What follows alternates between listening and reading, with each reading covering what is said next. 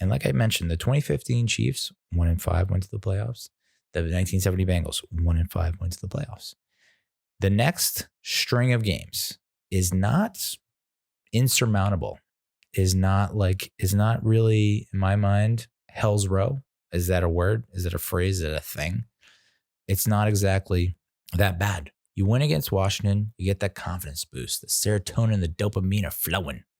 And you take that momentum and you take it right into Philadelphia and you beat the Eagles on primetime Thursday night when they are probably already banged up. And so we can take advantage of that, even though I don't even know why I say that anymore, because we've now faced two teams that have been just brutalized by injuries and we can't take advantage of it. But maybe on a really short week with a Thursday game, we can actually take advantage of it. You beat Philly, you beat Washington. You're now 2-5. Okay, maybe at home on a Monday night against Tampa, you give them a nice run for their money. Odds are Tom Brady pulls something out of his ass and they win. Fine. We're 2-6. You then have Washington and Philly again. So you could go 3-4, 3-6, 4-6. If you beat them again, you've now swept Washington and Philly, which is huge in terms of where you are in the division. So now you're 4-6. You went from 0-5 to 4-6, and you get that much needed bye week to prepare for who? Who dat? Cincinnati Bengals. You come into that game. It's after Thanksgiving. You have a nice big Thanksgiving, nice turkey and gravy, stuffing.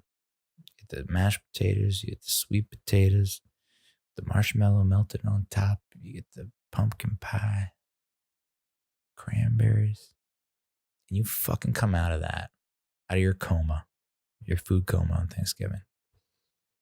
And you obliterate the Bengals. And you're at 5-6. 5-6, dude. 5-6. Now, we should be 1-4. At least 1-4.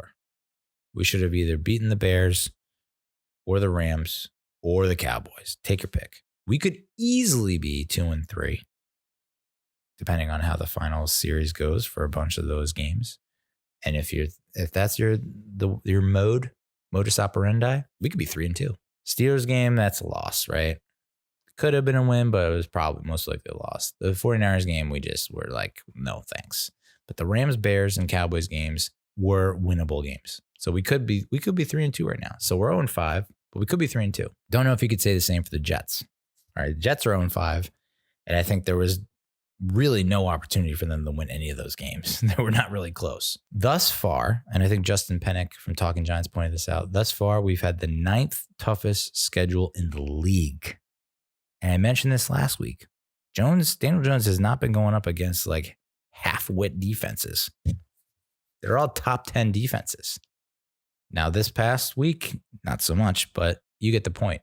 9th toughest schedule in the league so far. The 5th hardest schedule in the conference. 2nd most difficult in the division behind the Washington football team, who has had to play the Eagles, Cardinals, Browns, Ravens, Rams. Now, of those 5 teams, the Eagles are probably not as good as they would be normally, minus all the injuries. Cardinals are a bit of a mirage, I think. I don't know that they're really at the same level as their record indicates. Same could be said about the Browns. Like, are they just catching breaks left and right? Are they really, the creme de la creme? We'll find out this week against the Steelers. Ravens, yes.